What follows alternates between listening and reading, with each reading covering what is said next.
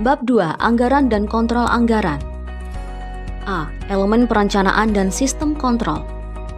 Perencanaan dan sistem kontrol dalam sebuah perusahaan dapat diartikan sebagai bagian dari usaha manajemen untuk mengadopsi tujuan dan sasaran perusahaan serta melakukan serangkaian aktivitas operasional agar mencapai efisiensi dalam pencapaian tujuan perusahaan. Secara umum, proses kontrol mencakup sebagai berikut. 1. Mengukur kinerja terhadap tujuan dan standar yang telah ditentukan. 2. Berkomunikasi dengan manajer yang sesuai terhadap hasil kinerja.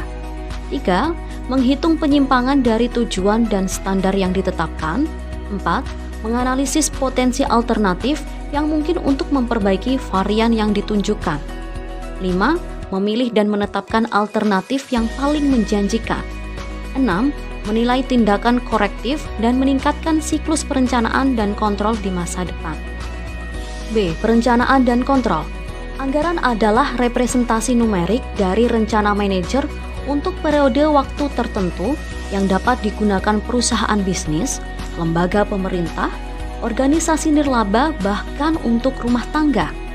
Ada variasi yang cukup besar dalam ruang lingkup, tingkat formalitas, dan tingkat kecanggihan yang ditetapkan untuk penganggaran di mana sebagian besar perusahaan bisnis yang dikelola dengan baik menggunakan anggaran yang merupakan rencana yang komprehensif dan terkoordinasi untuk operasi dan sumber daya yang dimiliki oleh perusahaan. C. Manfaat anggaran sebagai sistem kontrol. Sebagai sebuah sistem kontrol, keberadaan anggaran dalam sebuah organisasi atau perusahaan mempunyai manfaat sebagai berikut. 1. Mengontrol kegiatan yang dilakukan tepat waktu dan untuk menghindari kemungkinan penyimpangan. 2. Penilaian tugas dan kegiatan yang diperlukan untuk pencapaian tujuan organisasi. 3. Mengidentifikasi kekurangan dalam anggaran sebelumnya dan menghindarinya dalam merencanakan anggaran di masa mendatang.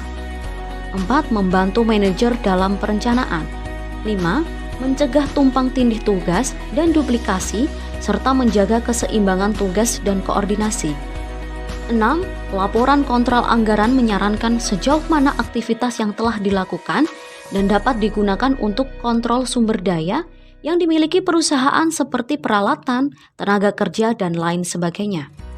7. Mengurangi pemborosan sumber daya keuangan dan manusia dari suatu organisasi dengan menggunakan kontrol anggaran.